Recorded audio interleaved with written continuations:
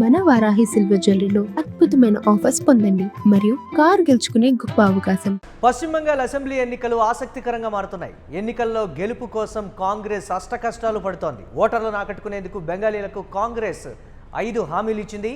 తెలంగాణ, కర్ణాటక రాష్ట్రాల్లో తరహా హామీలు ఇచ్చారు రాహుల్ గాంధీ.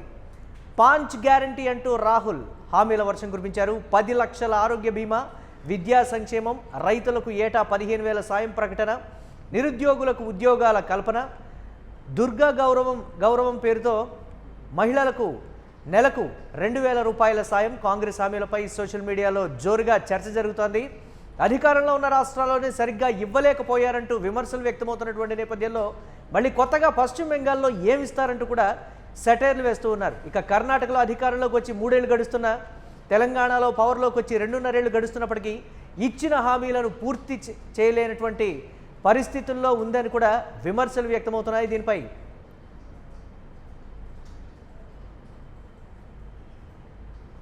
हमने बंगाल को मैनिफेस्टो में वायदे किए.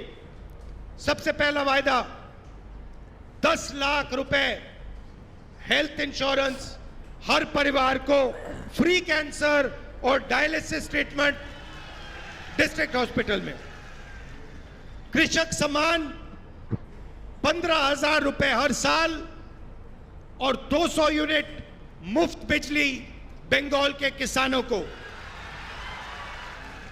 शिक्षा रालो फ्री एजुकेशन ग्रेजुएशन तक, महिलाओं को पीजी तक, कम्युनिकेटिव इंग्लिश और एआई में स्कूलों में एजुकेशन. युवा समान जो भी सरकारी पोस्ट से जल्दी से जल्दी हम उन्हें भरेंगे.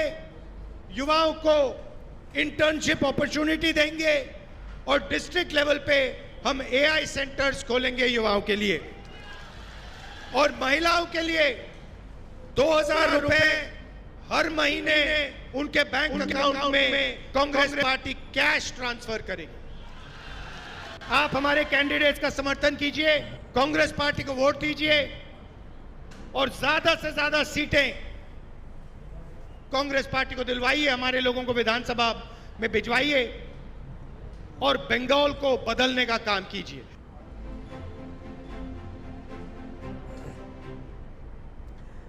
రాహుల్ గాంధీ ఇచ్చినటువంటి హామీలకు సంబంధించి మరిన్ని అప్డేట్స్ మా కరెస్పాండెంట్ కిరణ్ అందిస్తారు. కిరణ్, కర్ణాటకలో తేలిపోయింది, తెలంగాణలో తేలిపోయింది. ఇచ్చిన హామీలలో ఒక్కటి మాత్రమే ఈ 2 స్టేట్స్లో నెరవేర్చినటువంటి పరిస్థితి. మళ్ళీ సేమ్ యాజ్ ఇట్ ఈజ్ హామీలన్నింటినీ కూడా పశ్చిమ బెంగాల్లో ప్రకటిస్తూ ఉన్నారు.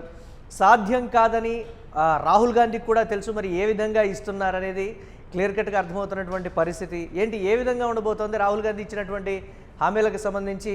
అక్కడి కాంగ్రెస్ నాయకుల్లో కూడా నమ్మకం లేనటువంటి పరిస్థితి ఉంది. రాహుల్ గాంధీ ఏకపక్షాన నిర్ణయం తీసుకొని ఇచ్చేశారు అనేటువంటి మాట ఏంటి, ఏ విధంగా ఉండబోతుందంటారు ఇది?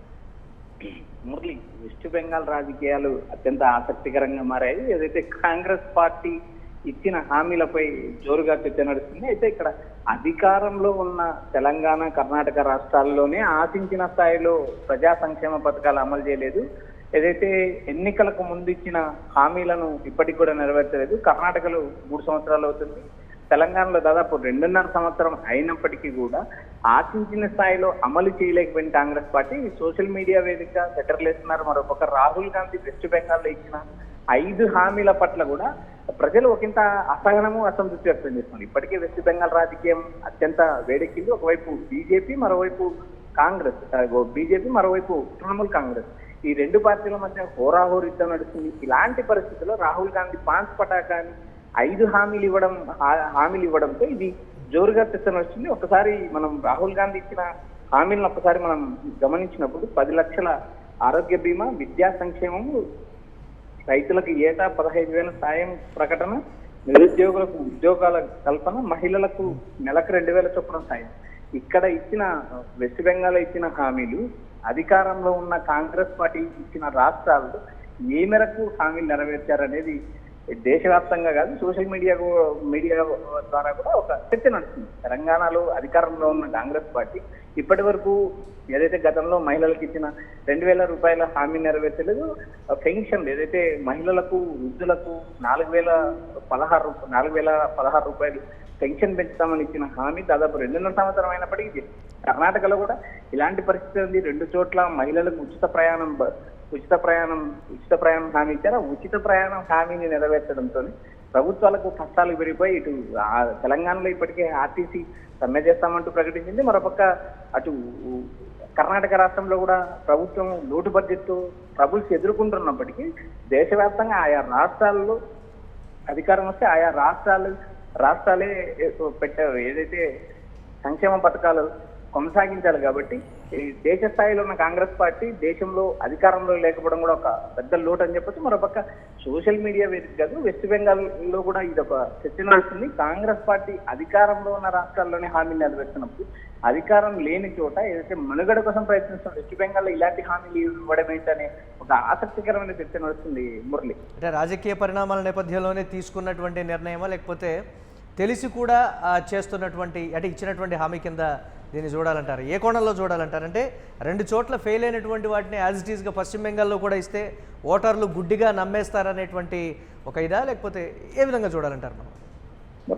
కాంగ్రెస్ పార్టీ దేశవ్యాప్తంగా ఇదే రకమైన హామీలు మార్చి ఇస్తుంది. అటు కర్ణాటకలో అధికారంలోకి వచ్చిన తర్వాత తెలంగాణలో గత 9.5 సంవత్సరం అధికారంలో ఉన్న బీఆర్ఎస్ పట్ల వ్యతిరేకత కూడా కాంగ్రెస్ పార్టీ ప్రభుత్వ వ్యతిరేకం క్యాచ్ చేసుకుని అధికారంలోకి రావడం జరిగింది. అధికారంలోకి వచ్చిన తర్వాత ప్రజలకు ఇచ్చిన 6 గ్యారెంటీలు అమలు చేశారంటే క్షేత్రస్థాయిలో అమలు చేయలేదు. ఇప్పటికే క్షేత్రస్థాయిలో కాంగ్రెస్ పార్టీ మీద రోజు రోజుకు వ్యతిరేకత పెరుగుతుందనే సర్వేలు, ఇంటెలిజెన్స్ నివేదికలు అటు తెలంగాణ ప్రభుత్వానికి ఇటు కర్ణాటకలో కూడా అలాంటి పరిస్థితి ఉంది.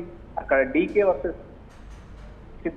వర్సెస్ సిద్ధరామయ్య మధ్య ఆధిపత్య పోరుతో సహా సీఎం పీఠం కోసం పోరు నడుస్తుంది. ఇలాంటి పరిస్థితులు అటు కేరళలో కావచ్చు, ఇటు పశ్చిమ బెంగాల్ కావచ్చు, మరోపక్క తమిళనాడు కావచ్చు, పుదుచ్చేరి కావచ్చు, ఇటు అస్సాం కావచ్చు, జరగబోయే 4 రాష్ట్రాల్లోనూ ఒక కేంద్ర పాలిత ప్రాంతంలో కూడా కాంగ్రెస్ ఇచ్చిన హామీలనే మార్చి హామీలు ఇచ్చింది.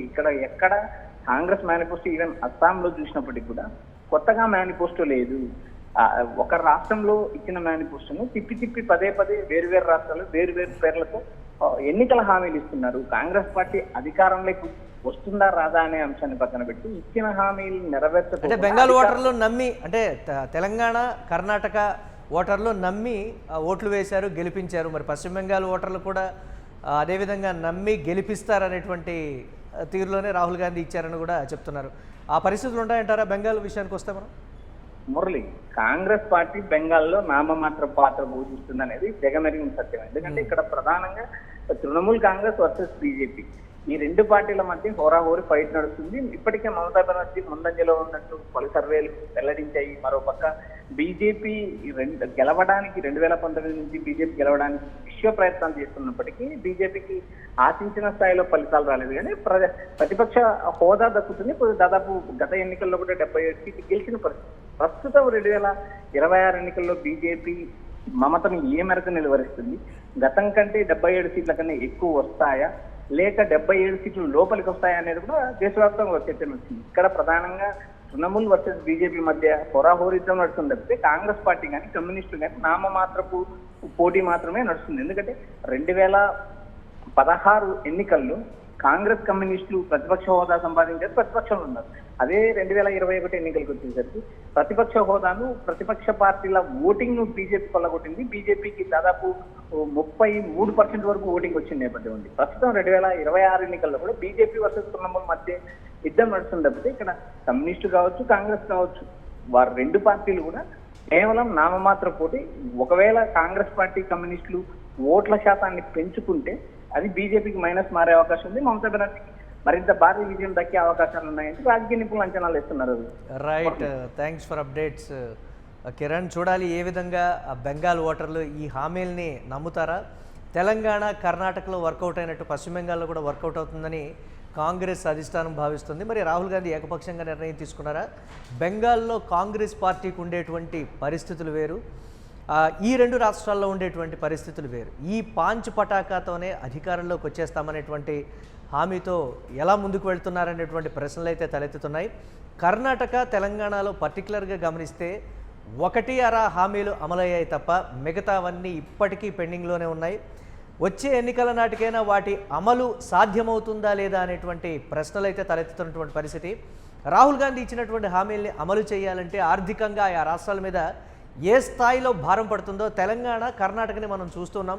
ఇప్పటికీ కూడా ఈ హామీలకు సంబంధించి అక్కడ ప్రతిపక్షాలు ప్రశ్నిస్తున్నా, ధర్నాలు చేస్తున్నా, అధికార కాంగ్రెస్ పార్టీ అంతర్గత రాజకీయాలతో, అంతర్గత కుమ్ములాటలతో ముందుకు వెళ్తోంది తప్ప ప్రజలకి సంబంధించి ఇచ్చినటువంటి హామీల అమలు మీద ఎక్కడా శ్రద్ధ పెట్టడం లేదనేటువంటి విమర్శలు. తెలంగాణ, కర్ణాటకలో సాధ్యమయ్యాయి కదా అని పశ్చిమ బెంగాల్లో ఓటర్లు కూడా మాకు పట్టం కడతారనేటువంటి ఒక భావనలోనే రాహుల్ గాంధీ ఇలా ఆలోచిస్తున్నారని కూడా చెప్తున్నారు. చూడాలి ఏ విధంగా ఉండబోతోంది. కానీ ఒకచోట సక్సెస్ అయ్యాం కదా అని మళ్ళీ అదే మంత్రాన్ని ఇతర రాష్ట్రాల్లో ప్రయోగిస్తే అది సక్సెస్ కాదనే చెప్తున్నారు. చూడాలి